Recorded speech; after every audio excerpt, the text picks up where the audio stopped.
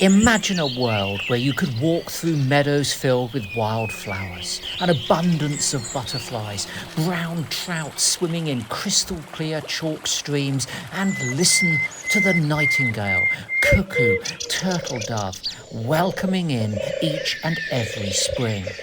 This is not a fairy tale. This was our world.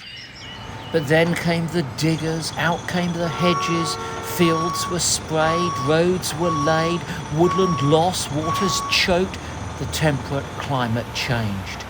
Our green and pleasant land, no more. Now, one of the most nature-depleted places on the planet, 1 in 6 species threatened with extinction, spring all but silenced. But we can turn the pages. We can bring it back.